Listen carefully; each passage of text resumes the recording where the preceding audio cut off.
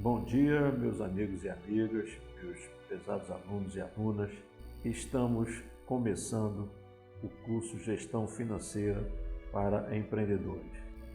Sejam todos muito bem-vindos. Aqui Fabiano Medeiros, produtor e tutor.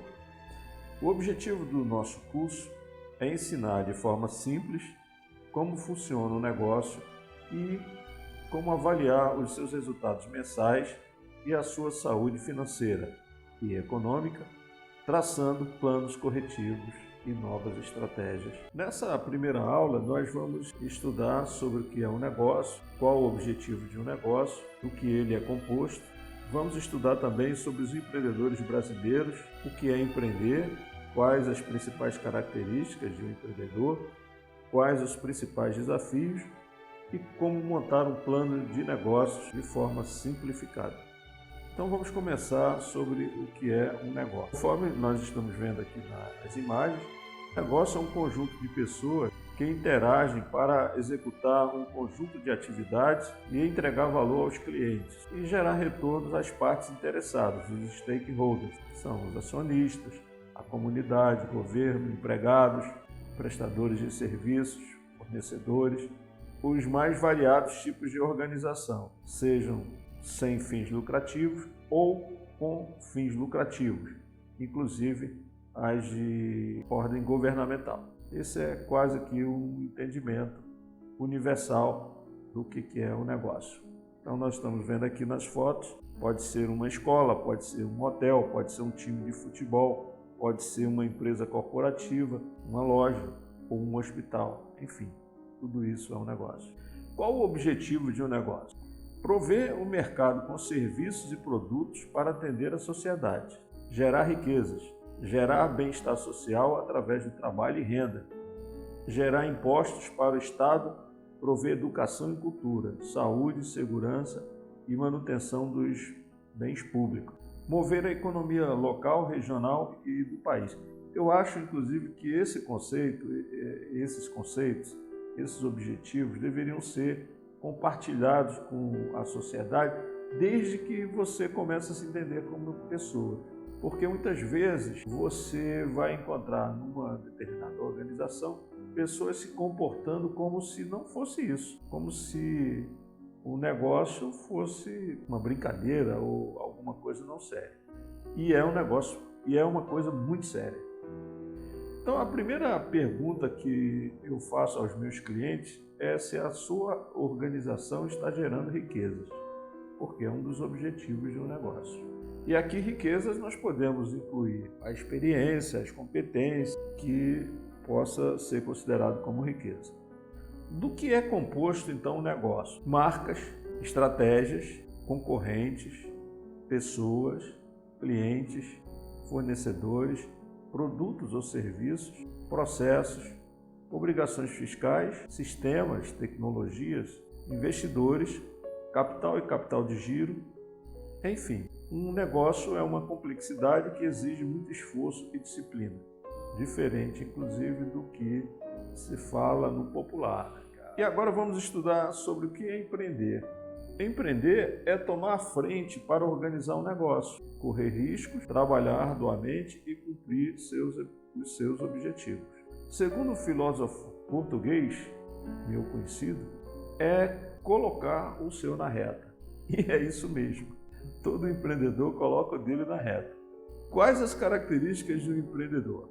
Ele precisa ser corajoso, ele precisa ser motivado, persistente, criativo, correr risco, bom negociador, focado no que faz, fácil relacionamento e interessado em aprender e desenvolver suas competências. Não é brincadeira, nem muito menos um mito de que é fácil empreender. Então nós estamos aqui com a imagem do homem na asa delta e eu acho que é uma imagem que representa muito o empreendedor, voar, ter a liberdade de voar e correr risco. Qual a principal dificuldade dos empreendedores? Aqui nós estamos com uma figura também enfática, do cara subindo, rolando uma pedra ao contrário da montanha. Na nossa visão e na nossa experiência, a maior dificuldade do empreendedor é compreender e dominar os processos críticos do seu negócio, como gestão de vendas e marketing, gestão de compras, gestão de pessoas, uso das tecnologias e a gestão financeira. E quais os principais desafios de um empreendedor? É planejar, organizar, implementar através das pessoas e monitorar os seus resultados. Organizar e implementar os seus processos críticos do negócio, sobretudo de gestão financeira. É uma arte que nem todos têm vocação. Não adianta você querer ser um empreendedor se você não tem vocação. A gente que tem filhos, a gente percebe claramente, né, que tem mais vocação de menos riscos e outros que têm vocação para atividades de mais riscos. E a gente chama a atenção do POIM, que é planejar, organizar, implementar através das pessoas e monitorar, porque é a base da gestão, é a base de todo um processo de condução de um negócio com qualidade. Então sempre lembre do POIM. Eu tenho um cliente que na sala dele tem a tela com as imagens das câmeras, aí eu sempre falo, olha, essa câmera não está funcionando, cadê o POIM? Você está monitorando ou não está monitorando? E qual a importância de um plano de negócio? O plano de negócio é a organização e o planejamento dos caminhos, das estratégias e ações para enfrentar os desafios e a gestão de um empreendimento, gerar riquezas e crescer. Pensar em empreender sem fazer um plano de negócio é um erro gravíssimo.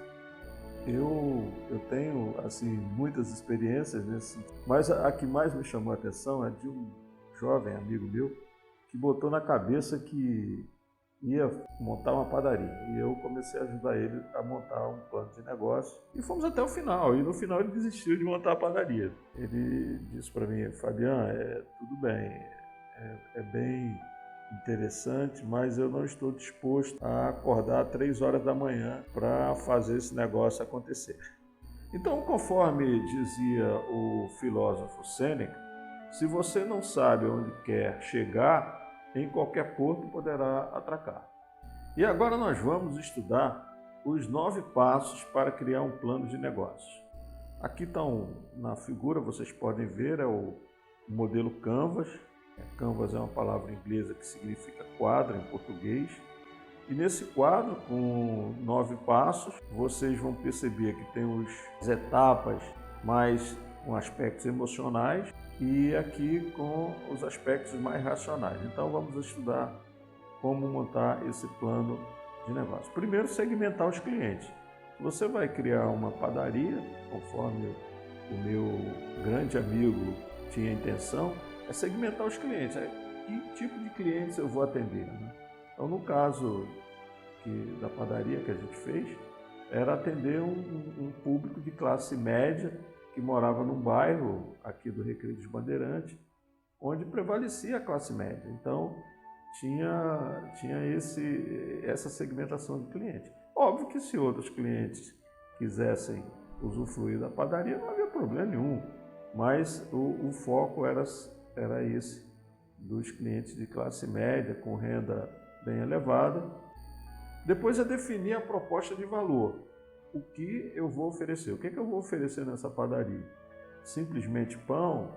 Ou vou oferecer também refeições, lanches rápidos, bolos de aniversário? Enfim, definir a proposta é muito importante. É tudo aquilo que você vai oferecer aos clientes. E aqui muitas vezes você define também que você quer fazer isso tudo de uma forma rápida, cortês, com preço justo. Os canais para atender os clientes, aí já é aqui a terceira etapa, né? Como é que eu vou atender?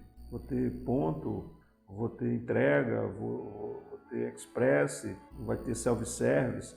E depois as estratégias para se relacionar com os clientes. Vou ter publicidade, vou ter canal no YouTube, vou ter Facebook, vou ter Instagram, vou ter um sistema de ouvidoria, ter um site, vou treinar os meus funcionários para terem alto relacionamento com os clientes, isso é muito. E depois as fontes de receitas. Eu me lembro que no caso aí do exemplo que eu estava dando, do meu amigo, a gente foi montando essas fontes de receita assim, bem no detalhe, né? Por exemplo, quantas Coca-Colas eu vou vender por dia, quantas Coca-Colas eu vou vender por semana, quantas Coca-Colas eu vou vender por mês, quantos pães eu vou vender por dia, por semana e por mês. E aí fomos fazendo uma planilha e no final chegamos à conclusão que havia a possibilidade de ter uma receita de R$ 140 mil por mês.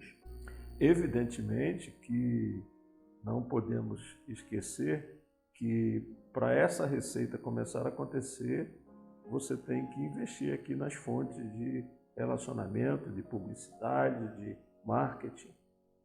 E aí, já saindo aqui dos aspectos mais emocionais e indo mais para os aspectos racionais, vamos definir os recursos para operar o negócio. Então, você tem que ter capital para investir nos recursos. Então, quais são os recursos no caso de uma padaria? Forno especial para salgados, forno especial para pães e bolos, forno micro-ondas para pequenos atendimentos. Vamos precisar de balcão, de gôndolas, de caixa, de câmeras, enfim. Vamos precisar de 10 funcionários, um padeiro, no caso da padaria, 2 padeiros, um atendimento, um caixa, enfim. Todos os recursos são necessários, o capital para impulsionar esse negócio, o capital para botar a padaria no ar e também o capital para fazer a manutenção, que a gente chama de capital também de giro, né? Você vai comprar mercadorias e você vai vender mercadorias. Depois nós vamos definir as atividades-chave.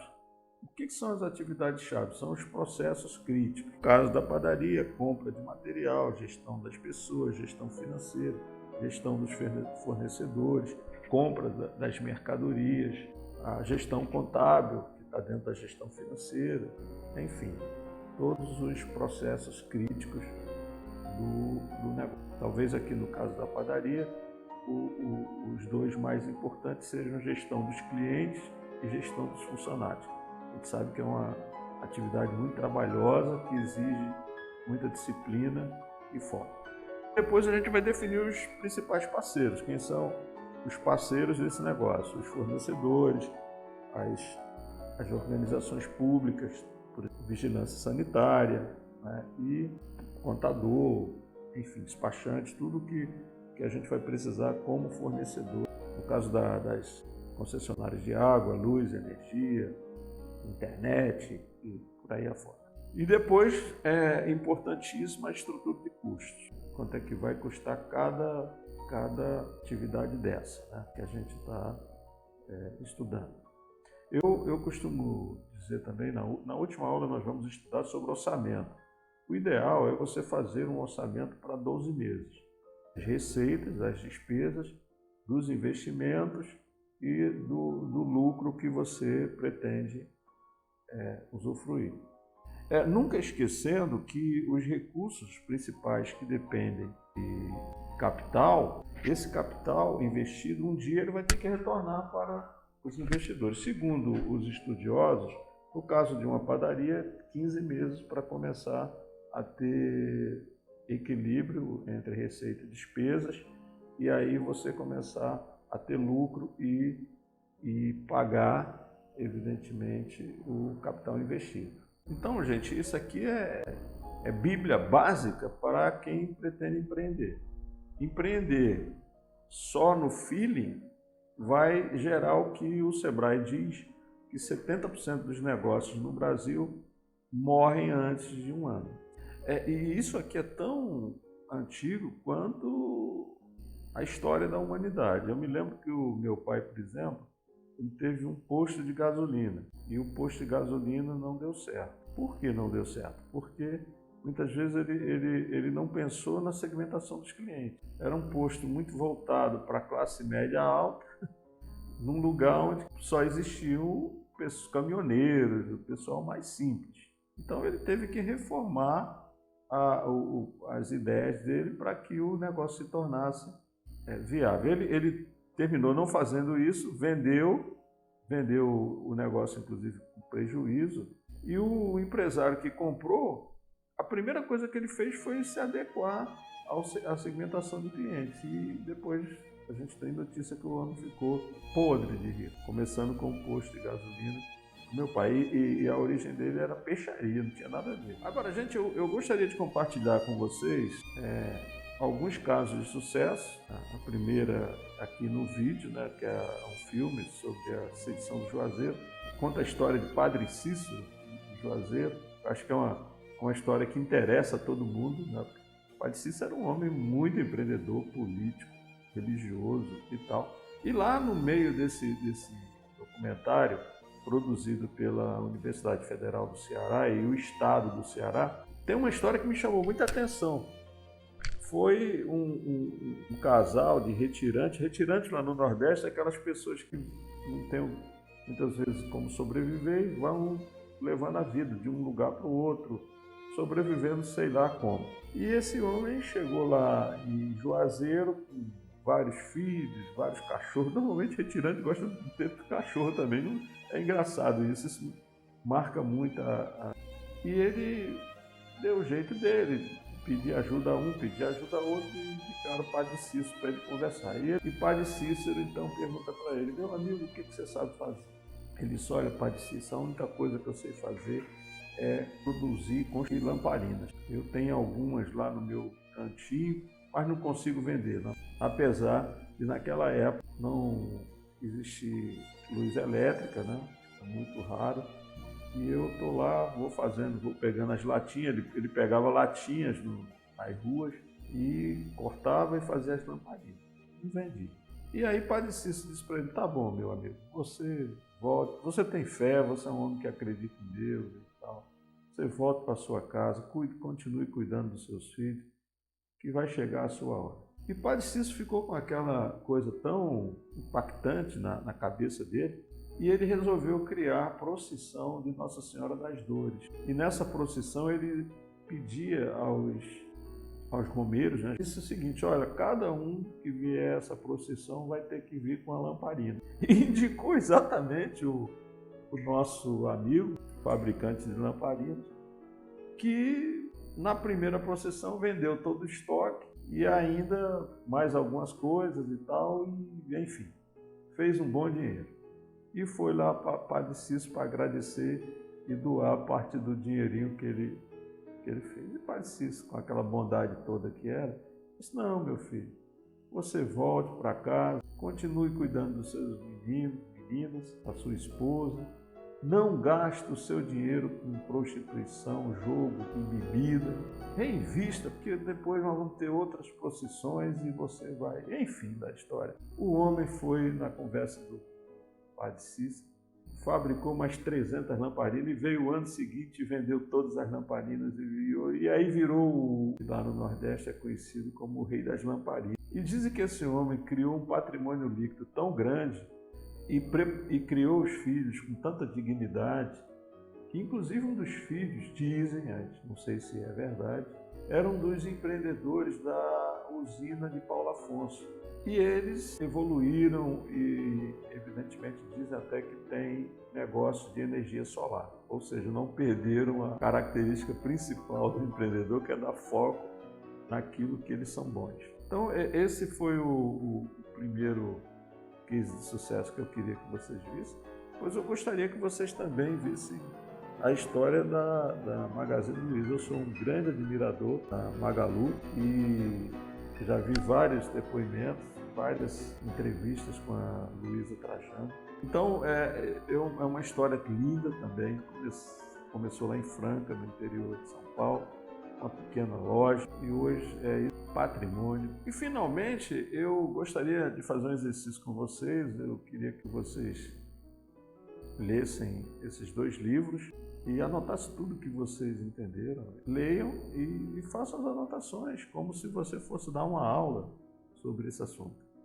É a melhor forma de internalizar. É você pensar assim: leio e vou transformar numa aula. E finalmente, eu queria falar dos empreendedores brasileiros. Os empreendedores brasileiros, eu acho que o povo brasileiro é muito empreendedor. Mas o grande problema é a indisciplina. O brasileiro, ao mesmo tempo que é muito criativo, é muito indisciplinado. A vantagem da franquia é exatamente que ela impõe um certo regime de disciplina. Por exemplo, na gestão financeira. Estamos terminando a aula 1. Eu gostaria de disponibilizar aqui o meu contato e o meu WhatsApp para que vocês me contactem, e será um prazer enorme poder conversar com vocês sobre esse maravilhoso assunto. Um forte abraço a todos.